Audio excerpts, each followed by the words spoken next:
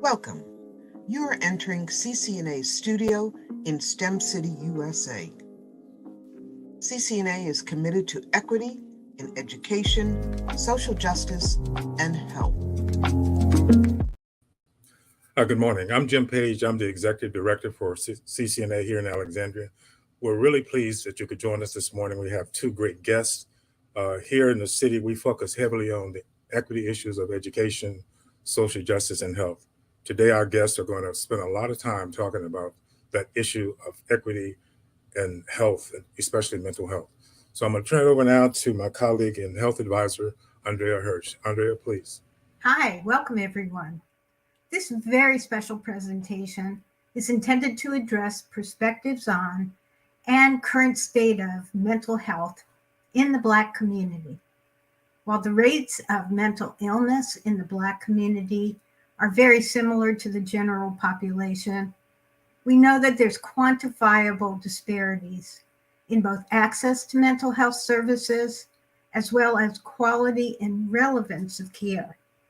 We're very fortunate to have two professionals here who have both lived experience as well as substantial research and clinical expertise in delivering culturally appropriate care to our Black citizens. With pleasure, I introduce Drs. Mance and Derek Wilson. Dr. Mance is an associate professor and director of clinical training at Howard University Department of Psychology.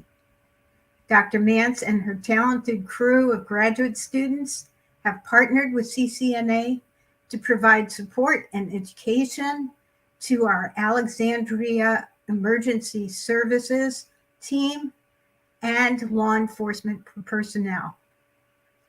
Dr. Derek Wilson is an associate professor of psychology and the director of the Ubuntu Positive Mental Health Research Lab at Grambling State University. We welcome you. Good morning. Glad to be here. Good morning. Thank you so much for having us here and for such an important discussion. We're really excited to talk about the state of Black mental health and give perspectives, and particularly to focus more on positive mental health, really defining what mental health is for within the African diaspora and what healing practices look like. So I'm happy to share this platform with you, Dr. Wilson. And I'm very excited to share this platform with you as well, Dr. Mance, for the fact that we go back many years. We do. When I think about how we got to this point, I remember how we met when you walked into that computer lab in our graduate program. And it's from that moment that, we have to understand that when we begin to establish ideas of relatedness or connectedness or being a part of, that becomes part of who we are and what we've become. And so we hope to bring this discussion to you to discuss the various aspects of mental health, but also to talk about those ways in which we can understand the idea of restoring what is positive mental health for African folks. Absolutely. And I love that you were reflecting on how we met each other, which is a beautiful way for us to begin our presentation with focusing on Sankofa. So as we go to our next slide, can you describe or explain to our audience the meaning of Sankofa? And Sankofa in and of itself is an African understanding of who we are and what we're about. So in African concept, Sankofa means to look back, to go back and fetch that which has been forgotten. What we need to do as people of African descent is to reach back to the recesses of understanding what was African life before the disruption that allowed us to be in harmonious states and synergistic ways of understanding and knowing each other. And we use that in order for us to go forward and move forward in terms of our ways of being, how we can leave a legacy for future generations. So the concept of understanding Sankofa is for us to always reflect back on where we came from, understand where we're at in our present moment, but to also gain a understanding or relevancy and how we can impact future generations. You know, Dr. Wilson, as I reflect on Sankofa, I think it is so important as we're kind of centering mental health. I think about identity. I think about awareness and knowing who you are. So when we're looking back in order to move forward, I do think about our ancestral knowledge. So as we focus on this next slide, I think it is really important as we're kind of focusing on mental health and our self-awareness to know who you are. Can you take us through? Yeah, very important, because, I mean, let's think about this. I mean, I want everybody to really reflect on this slide, what it represents. This slide represents, when we see that number down at the bottom that says 4,094, it took 4,094 individuals to come together to create you today at this point in time. What does that mean if you begin to reflect on it? That at the beginning, when there was just two parents in your bloodline, that was before slavery. That was when we was living as African people, the way that we chose to live. And we lived in according to our cultural values, cultural ways of being. And we can see that, we can understand it if you understand history and look at talking about generations and so forth. We tend to think that Black folks was in slavery our entire time of existence. In reality, we were probably in slavery only about say 2006 generation to 7th generation of folks. Meaning, what does that really mean? For one, we talk about mental health. How many people did it take for us to get here? They had a way of being or a way of doing things that allowed them to be positive, harmonious, and in relating to each other. Because it took a lot of people to come together and consummate relationships that created you. And we have to understand the things that they had gone through over the course of time, throughout time in and of itself. And how do we get here? We got here through people who are strong, people who told love stories, people who had expressions of future, what they felt the future would be, and people who wanted to exist. And I think that's so important for us to kind of look at it in the context of positive mental health. And as we're kind of looking at the generational kind of the line and lineage, because as we speak about mental health, we do have discussions as we think about intergenerational trauma. And so how the traumatic experiences are passed down from generation to generation. And from a Black cultural perspective, we kind of use language of breaking curses, breaking chains, right? So we want to kind of have the sense of mental wellness and mental liberation. And so part of knowing that is kind of looking back, knowing where you came from so that as you move forward, but then also acknowledging the ancestors that essentially have gone before you so that for you to stand today. And sometimes we have to wrestle with the positive aspects of who we are and those challenging aspects of who we are. And so that kind of takes me to this idea of the mask. So when we kind of look at this next slide, as we wear this mask, sometimes we have to grin, and sometimes we have to bear this presentation as we move forward in a society or in a context at times that is very, very challenging. Right. And so we may smile, but in the inside, we may really be struggling. Right. And so when I think about mental health, I think about the struggles, but then I also think about the various masks that we have to put on because from the cultural standpoint of the systemic racism and how if you show up in your authentic self in some environments, you are perceived as a threat. And so therefore, sometimes people have kind of put on a mask. So when we think about this poem by Paul Laurence Dunbar, you use this a lot in your work. So what do you think about the kind of we wear the mask and how Paul Laurence Dunbar kind of outlined that? I think it's really important that we understand that, as we wear a mask, there is something in which we reveal to others. In other words, I want people to begin to reflect. When you walk outside and people see your face, what do you choose for them to see? And that's what we do. We choose to wear masks for others to see how we want them to see us. But then what's going on behind the mask? It is behind the mask that we begin to recognize some of the internal challenges that we are struggling with. It's the internal challenges that we wish not to reflect. And it's those internal challenges that challenges our mental health.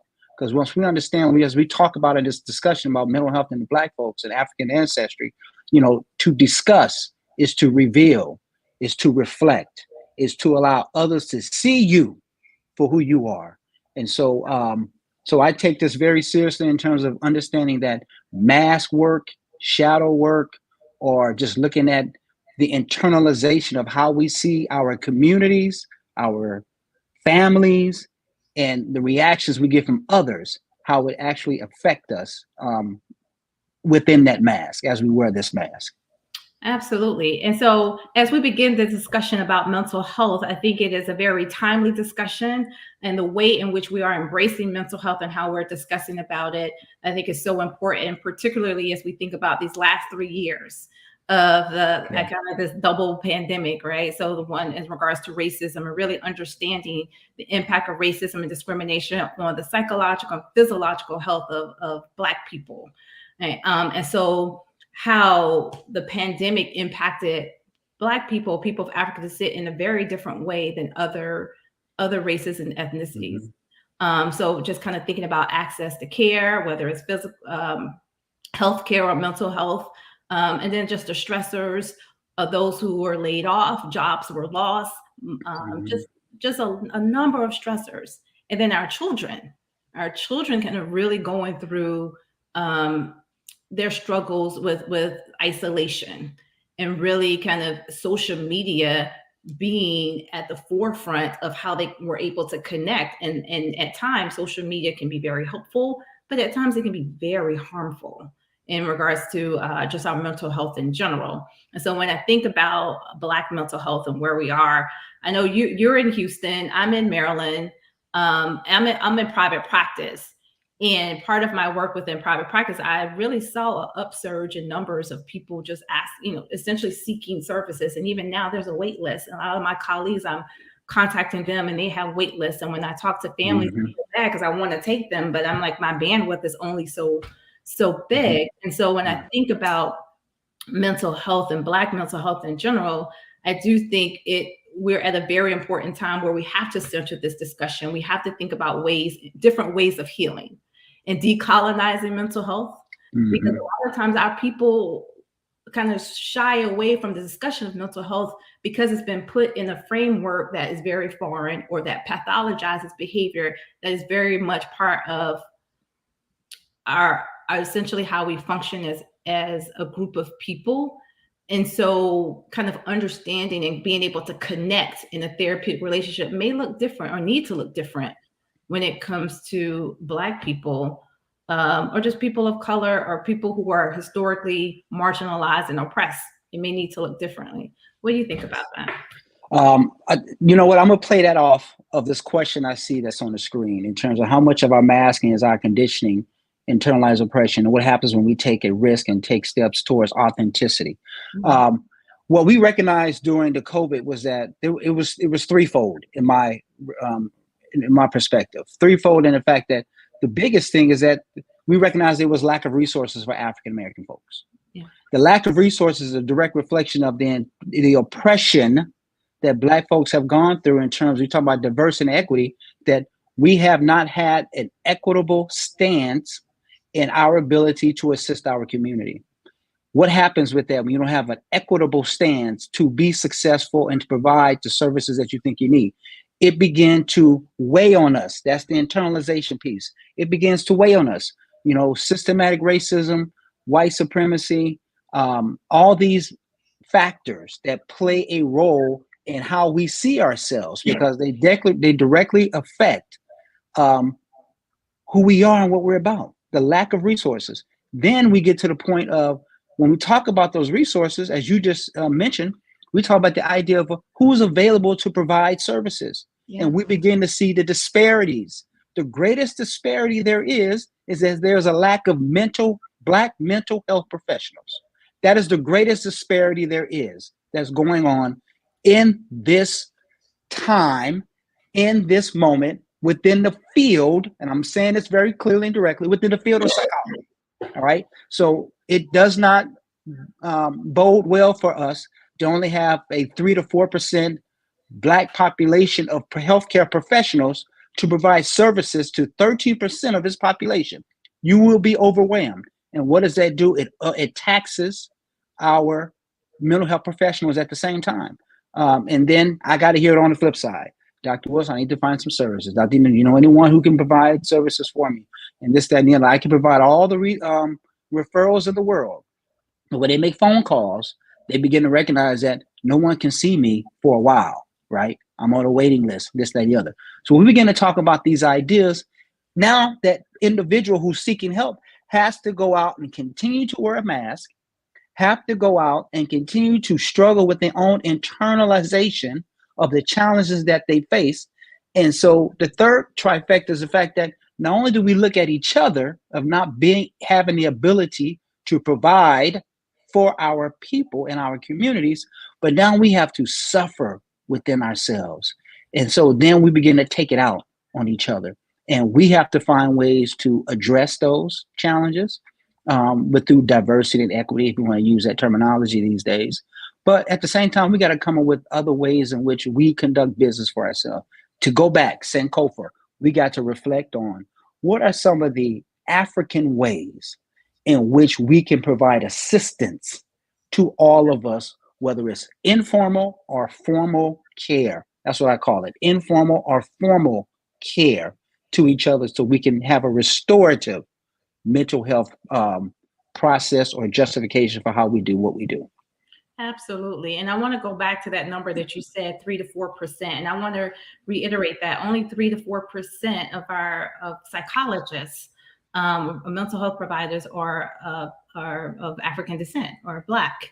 And when we think about that, when I at Howard University as a director of clinical training, I'm often telling my students in their first year of that program, I tell them, you are needed. You are needed. You are needed. And we are at Howard, we are very serious about how we are training and preparing our students to be able to do the work. So when we think about that, let's take a look at the state of mental health. Let's look at it by the numbers.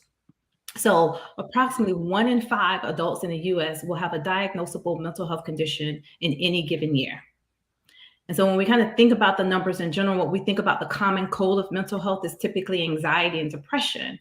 And so those numbers are about 42 million US adults will be diagnosed with anxiety disorder. That means they're meeting the criteria that's based in mental health. And I want to make sure that we're very clear in regards to the mental health field. And although it is a very westernized field, the system is set up in a way in how we understand symptoms and we understand issues that may impair functioning, and how we label those. Essentially, anxiety is this persistent worry or fear, and sometimes it may not necessarily be a very concrete threat, but it just may almost like a threat in the air, like it's nothing necessarily concrete there. And there are different types of anxiety disorders.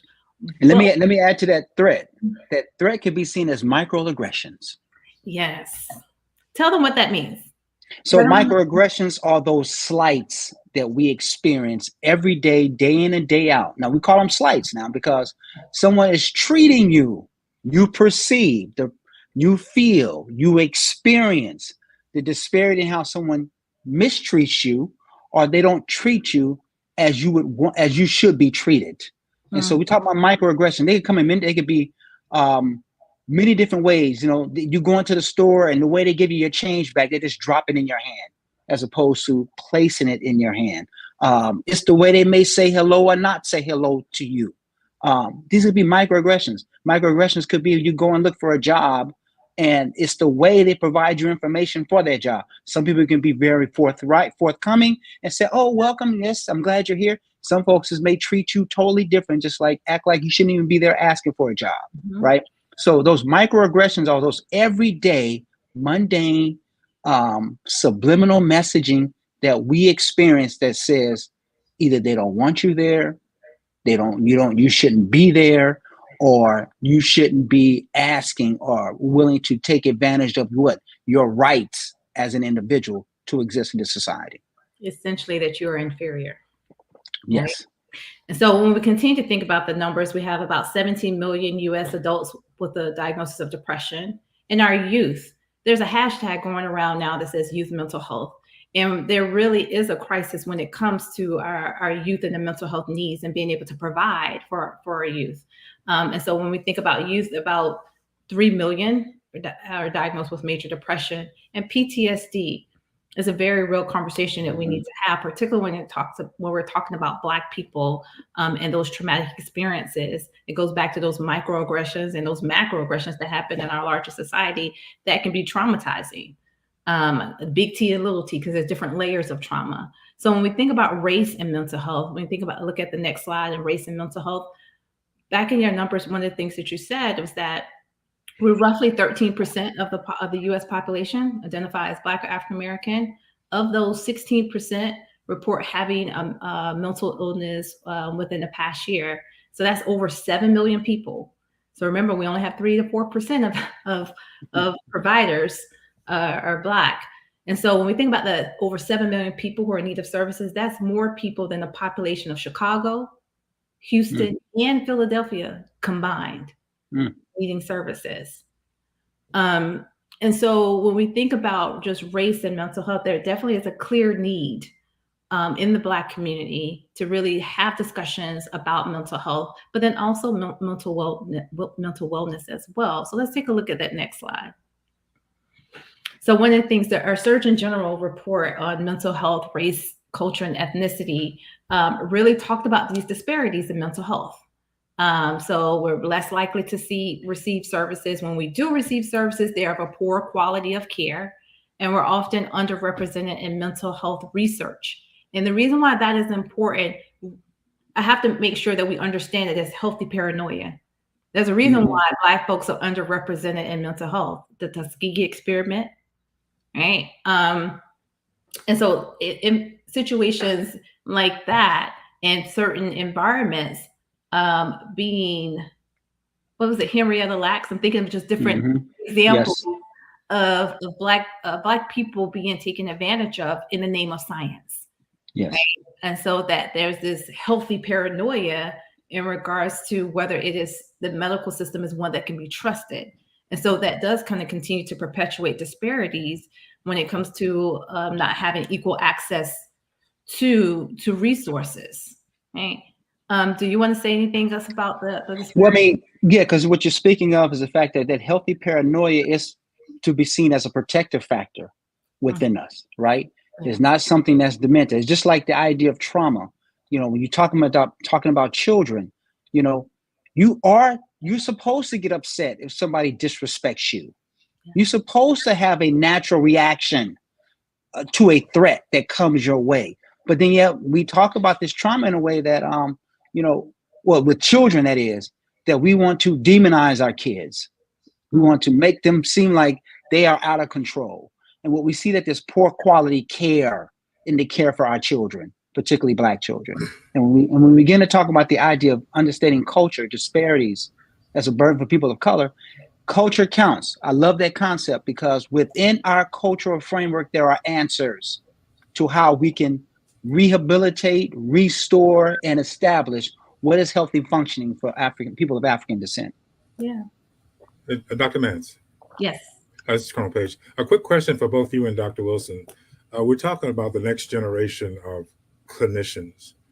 How do we fund that? What are your thoughts about how do we really do it? HBCU connections, or how do we fund those new Dr. Wilsons and Dr. Mances? That's an excellent question, and I want to take that because I'm actually working on something, and Dr. Mance hopefully will be a part of it if it comes through. But we need funding. We need funding support. And so we're in the process as Association of Black Psychologists to actually process of writing a grant to receive what is called a faculty fellow funding.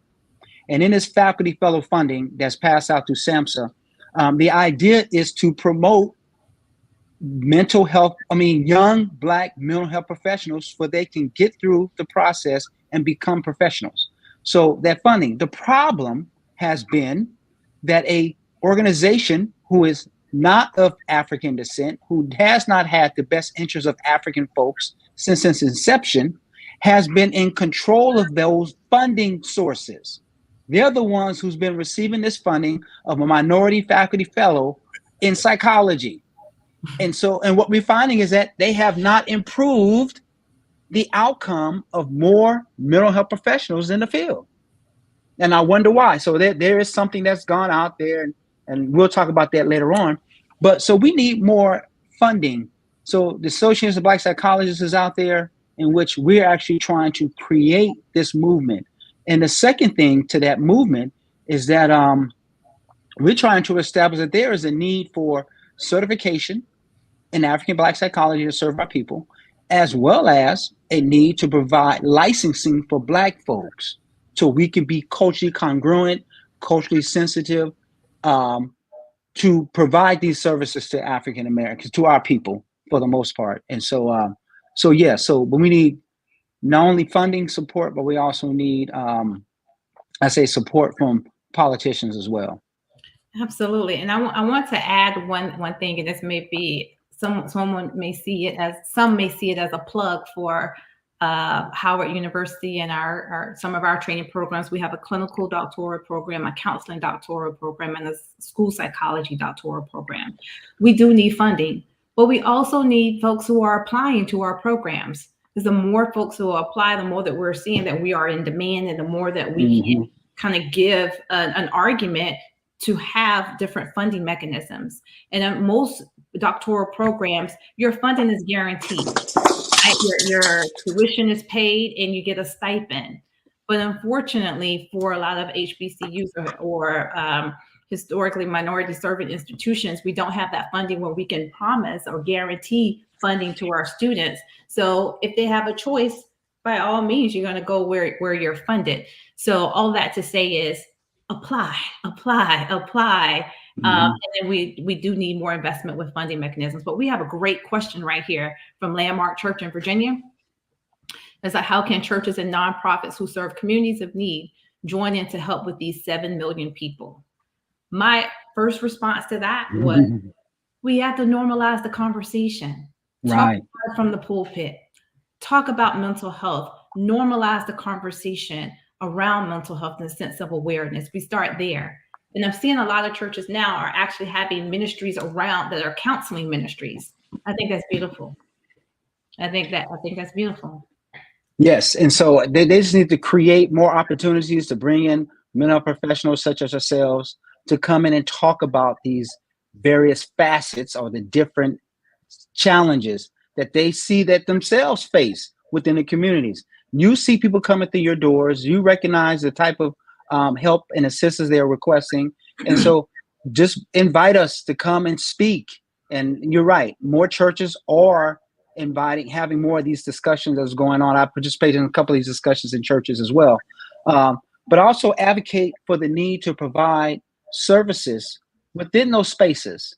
And so if that can be worked out through community Black grants, it can be worked out in terms of identifying individuals and our agencies who are serving our people to have spaces in your respective places to where services can be provided. I think that's really important. Yeah. And so either providing the services within those spaces or partnering with other organizations so they can come in and do workshops to just inform the congregation, communities. So that's, I think, just kind of that awareness. Absolutely. So as we move towards kind of how do we heal? Kind of thinking about this time of healing. So what do we need to heal? How do we heal? And as we kind of think about this slide right here in regards to our time for healing, we kind of think about who we are, who we purpose to be, who we want to be, how do we want to show up? Do you feel like you have a sense of a foundation, stability? What do you need? Really ask yourself the question of, what do I need? What do you have to say about healing, Dr. Wilson?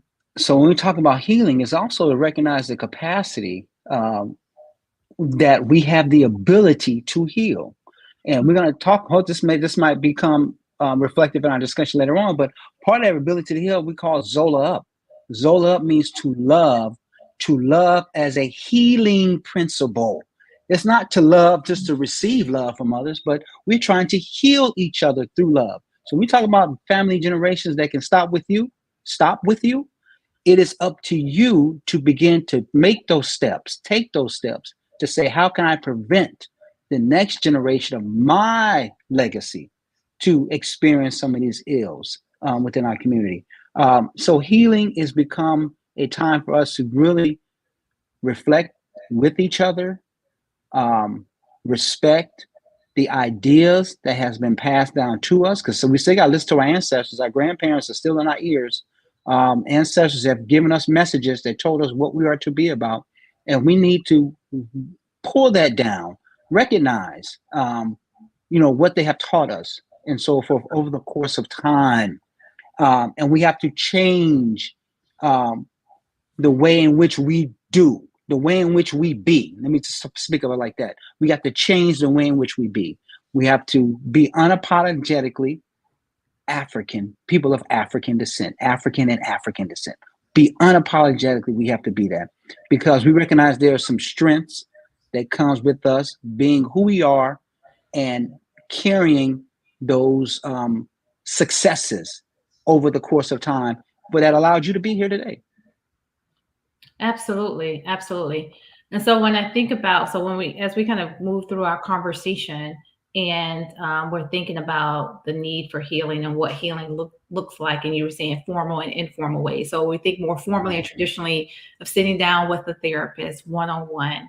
But then when we think about healing within the community, it can be the fact of engaging with a healthy community, right? Because we can be in community, can be very toxic.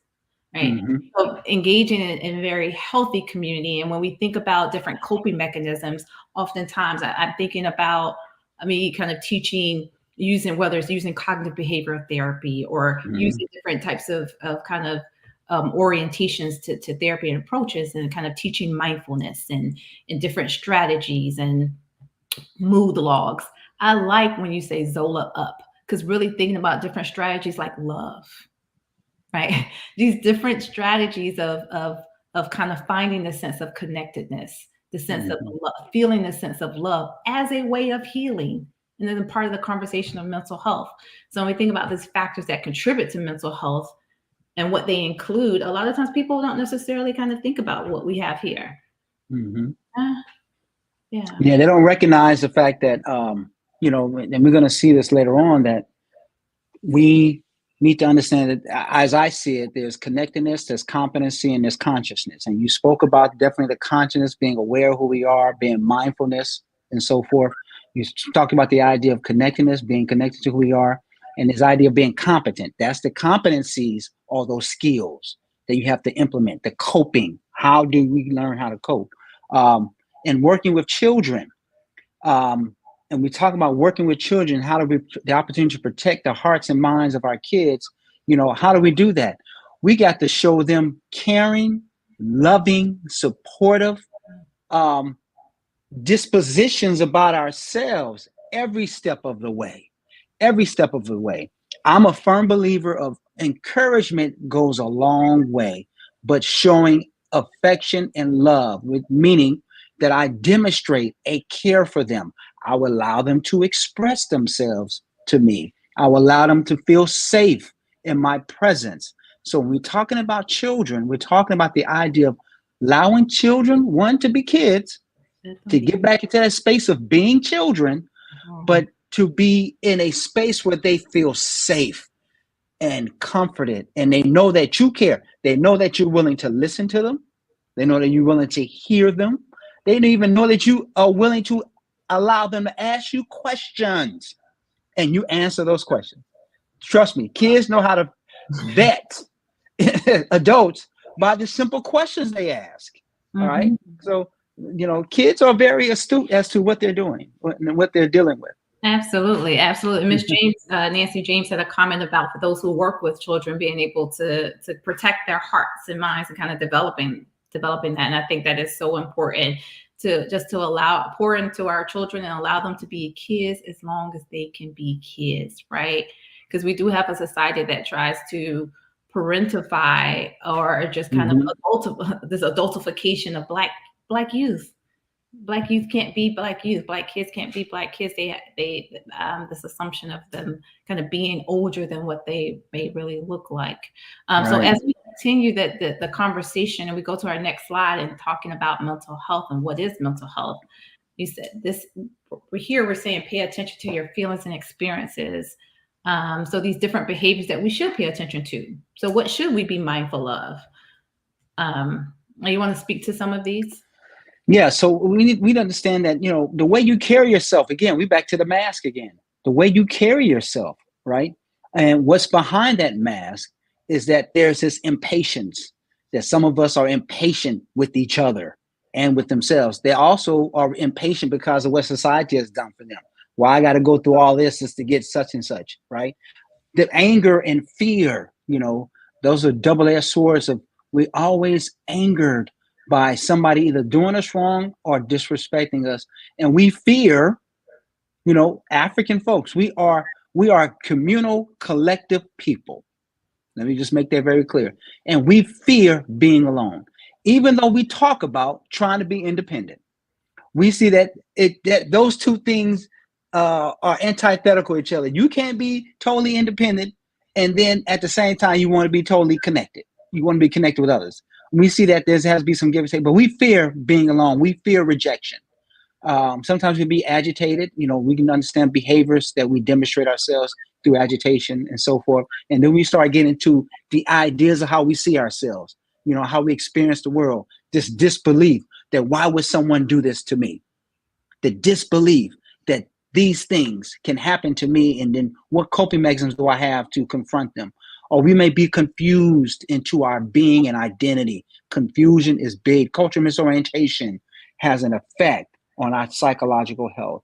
And then we have to be, and then this idea of people being unforgiving. We got to get out of that. You know, one of the initiation principles in ancient Kemetic, two of them says that we have to be free from resentment when punished and free from resentment when wrong.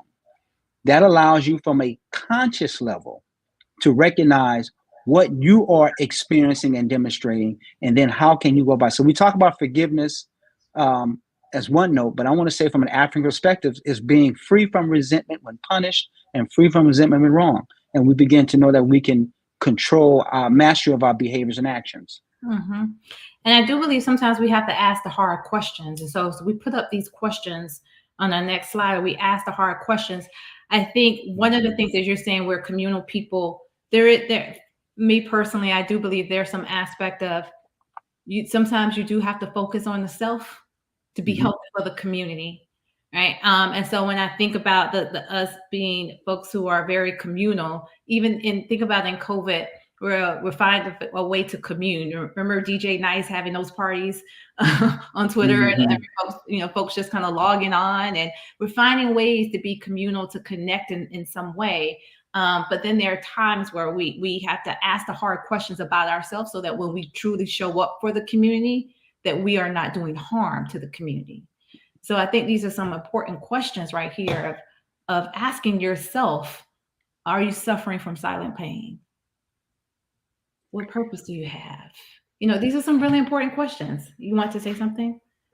Yeah, because I see a question as to how does race and ethnicity play a part in approach to your mental health? Well, it plays a great factor in our approach to mental health. We got to look at it from a positive perspective, as well as the impact from a negative perspective. The negative perspective is that this society has not been built for us, made for us, or established for us. We know that most rules and laws that have been established in America has been established against Black people or people of color. Let's be clear about that. Most of these things, that's how Jim Crow came along. During the Civil Rights era, we had to fight a lot of the injustices of how laws depicted Black folks. So let's understand, most laws in America has been devised against Black people just for being Black. We have to see that. That's systematic racism, white supremacy. But we also have to recognize that what are those parameters or factors or components within our cultural makeup as a people that's allowed us to continue to exist. And as race and ethnicity comes into play, that means we have to deal with issues of culture. We have to go back to our cultural essence, which is authentic ways of being, to recognize how we can create a more positive and harmonious way of being, not just within ourselves as individuals, but within our families, within our relationships, and within community. So culture becomes a big key. I can go on and on and talk about issues of culture. Yeah. But we have to recognize the different cultural characteristics from where we come from and how this society we live in, what it espouses, what it directs out. Before Corner Page joins in and we answer some questions, I do want to give to some very concrete ways in which race and ethnicity and culture. And so with mental health kind of shifting to telehealth, this is a very, I felt like this was very much, this is the culture and this was a safe space. So I had a client who was taking out her braids during our session, and I didn't mind because she, as a black woman in hair, that's a whole nother conversation. A session just on black women and hair, but she felt comfortable enough. The space was safe enough for her to just take her braids out and to talk and just to be present. And I was like, go ahead, sis. Like, and just to have that conversation. And those are ways in which kind of allowing the culture just to be present. And in that part of that conversation, she was talking about spirit and spirituality, and just kind of, I was able to just understand where she was coming from without pathologizing it. And her saying that she heard different people speaking to her, and just, you know, where she, in regards to kind of prayer and God speaking to her, and just normalizing and not pathologizing. Go ahead, Colonel Page. Dr. Wilson, your passion is contagious. It's real contagious. I need just a point of clarification. We've got about 14 minutes left, and I want to make sure that we get everything from you that we can. I need you to think about, as you leave us today, what are the 3 things that you want to share with our community about mental health? One of the things we do at CCNA is we take these recordings and conversations and we share them with the community. So if you've got some tidbits of advice, how we can make things better in our town, that's what we're looking for before you leave today. And then secondly, you talked about microaggression. The military is working on microaggression right now with our leaders, touching people's hair, being condescending, all those things are coming into play. So your comments run the gamut from locally to our military across society. So I really appreciate your comments on that. So we're going to record this session, make some notes, and tell me the 3 things you want us to know before you leave. Back to you, Dr. Mance. Okay. Well, I would say what comes to me of the 3 things that my 3 things of takeaway when we're talking about mental health, and those who are listening as we were talking about mental health, is essentially, as you're thinking about who you are and you're thinking about your goals and how you show up, you have to center your mental health. Mental health has to become part of the conversation. So that sense of awareness. So I would like just to be able for folks to have conversations about mental health, or now just getting information to understand. So a lot of times folks may feel like I'm not quite myself. I hear this a lot. I feel some kind of way. I hear that a lot. I feel some kind of way. So what it means is that what you are experiencing, you can't put to words, but you know it's not right. Okay. You know, you don't feel like yourself or whatever that yourself is, you know, what that looks like for you. So just being able to have those conversations, whether it's within your family, whether it's your doctor, whether it's with the lady who's auntie of the neighborhood, to have those conversations so you're not in isolation, to normalize the discussion around mental health. Secondly, as it becomes so like local policy, begin to prioritize mental health so that we're actually speaking to funding and not just giving lip service to it, but we're actually implementing policies where we can make room where people are not penalized because they're saying that they need help or they need resources. So they're not penalized where now they're kind of, their job is at jeopardy because they've kind of vocalized that they needed this. So we have to make sure that the policies are in place to protect people and that we're funding the different types of services, and we're funding the universities to make sure that we're training to make sure we have more providers. Those were my 2 right there. I'm going to stop because of time, and I want to yield to Dr. Wilson. And I'm gonna try to get through this quickly. So my very 3 perspectives are things that we need to do. So again, I propose a model of positive mental health or restorative practices for us, which is built on connectedness, competency, and consciousness. And so we need to start by 1, building and recognizing that my pain is not my pain alone. We need to understand that our pain is a collective pain. And with that, we begin to develop this idea of being connected with others. I see far too often too many students, particularly college students, who say they're suffering, but they're always suffering alone. And I'm saying, but you can't heal alone. You don't heal alone. And when I say that, because Fukiao, Bangsai Fukiao, has this great understanding of the healing power of self-therapy, African wisdoms. Everything we do can be a healing process or a healing experience. Dance, music, as Dr. Mance was talking about, even through Zoom and connecting with others. You know, we've learned how to utilize these devices or change technology, but everything we do can be seen as a healing mechanism within ourselves, collectively, to be connected. The second is to encourage, to be courageable, have the courage within ourselves.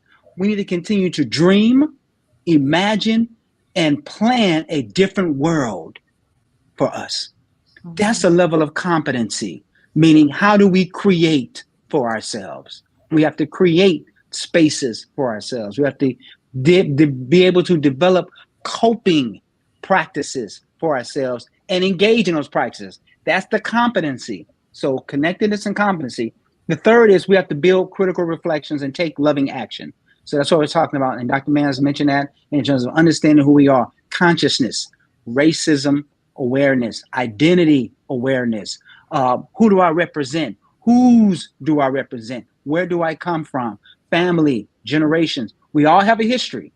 And we do that in mental health. We take a history to understand you. Well, be reflective of your history to also identify those aspects that allowed us to continue to be here. Do not speak that which we do not wish to create. We need to understand that food in of itself is medicine. So when you speak of something or the way in which you speak, you become that. So we want to understand that food is medicine.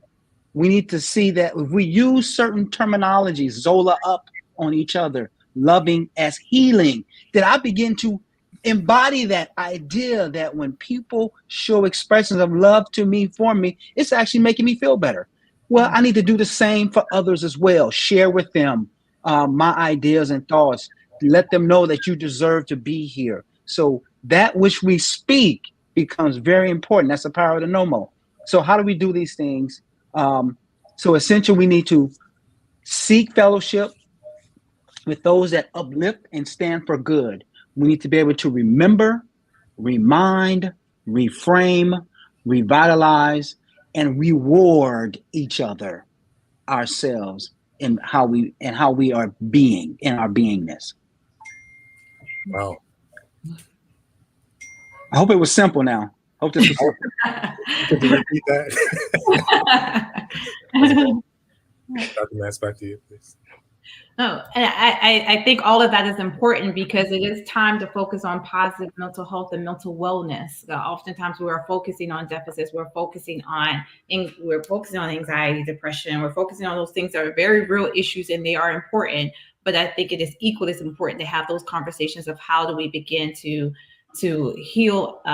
What are the aspects in which I can play a role in my own healing, right?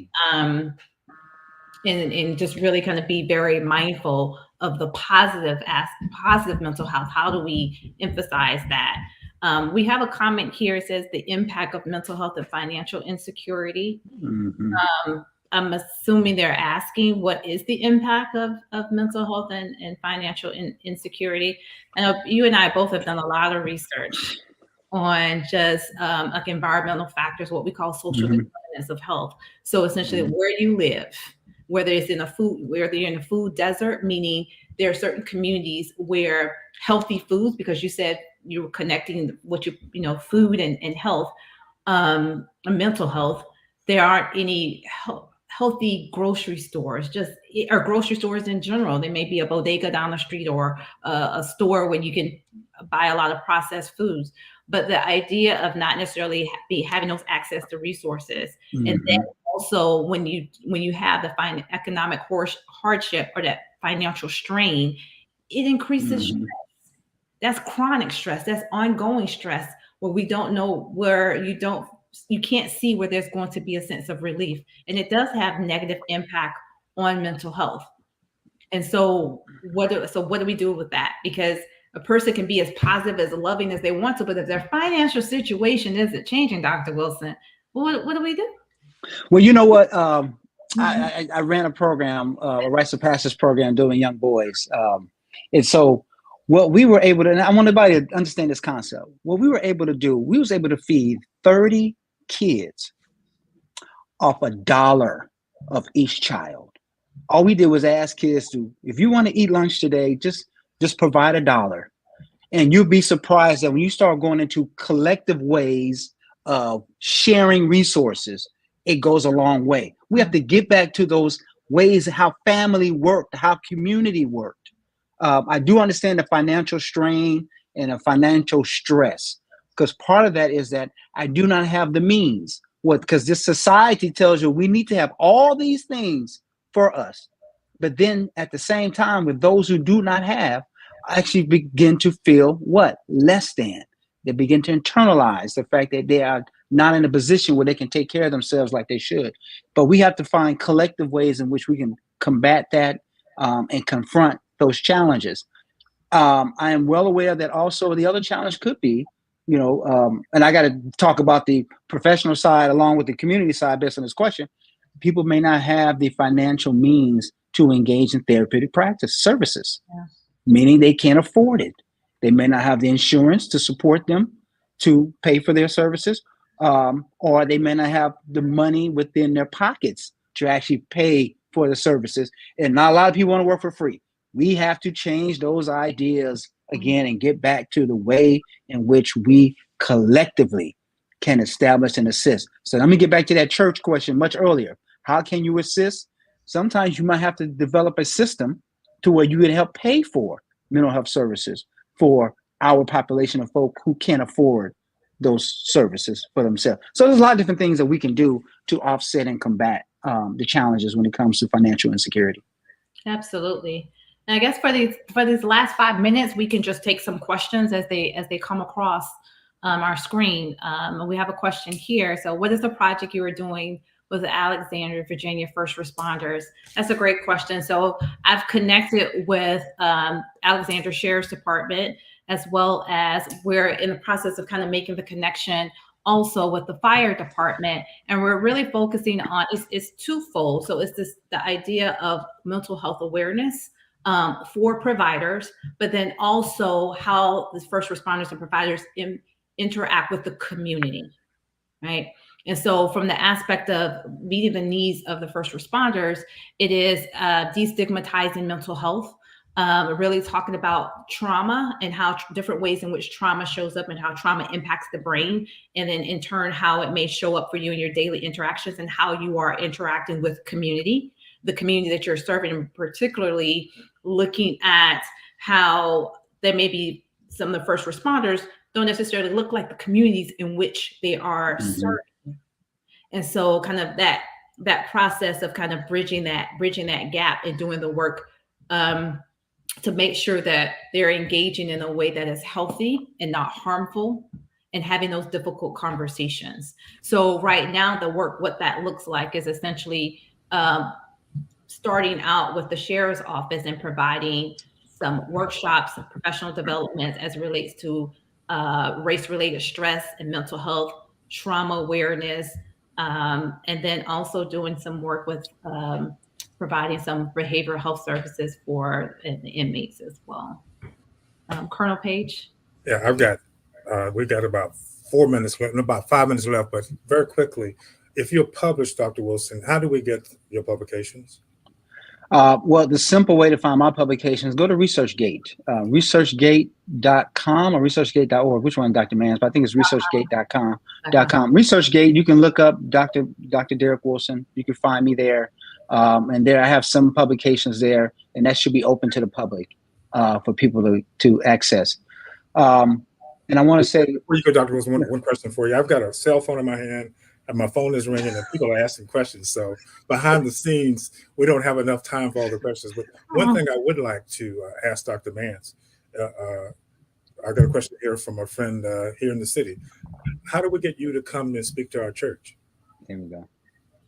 I'm there. Just send me an email, jashawn.mance@howard.edu, or just go to Howard University's website and look for the clinical psychology program, and my information is there. I am more than willing. I would love to come. And my students, Colonel Page, have met my students. They are, and I'm not just bragging because they're my students. There you are. You're bragging. You're bragging. They are powerful people. So myself, my students, my program, we would love to come. Dr. Wilson, a question from you from the City Council.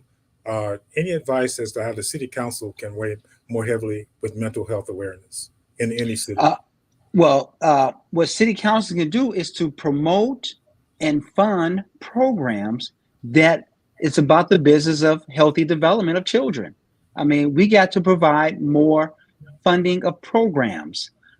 We got to bring back recreation centers. We got to bring back sports in certain communities and areas. We have to bring this level of community back within our cities and towns and so forth, to where everybody is a part of it. When I was coming up, this local city council actually funded some of these organizations and youth groups to engage in this process of development. So they just need to fund these different various aspects that people are bringing to the table.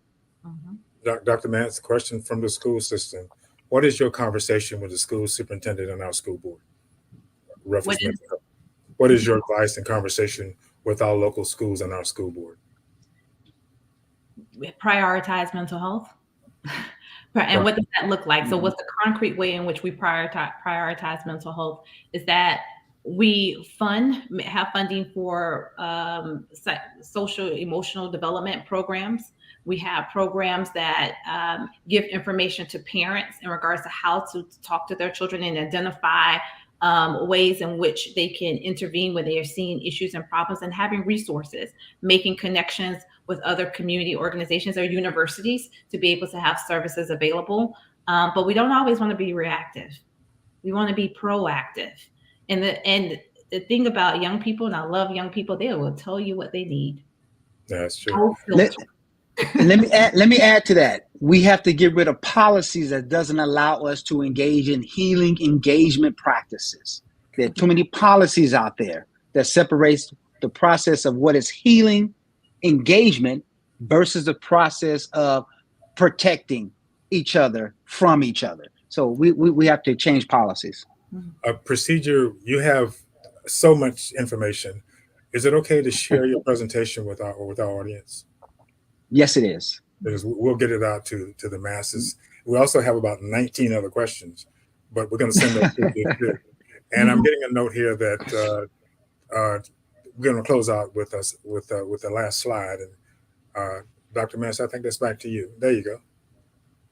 So this last slide, I'll just discuss the first one. We're just going to say Ashe, and so it is. So let it be done. That is equivalent to us to saying Amen or Ashe. It is. Let it be done. And Madupo Popo means thank you in African language. And the idea is that the more we begin to use terminology that represents us as a people, our authentic cultural self, it has a different effect on our being. And with that, I would like to say, Madupo Popo, thank you for allowing us to speak. I'm going to say it in Alexandrianese. Thank you so much for joining us.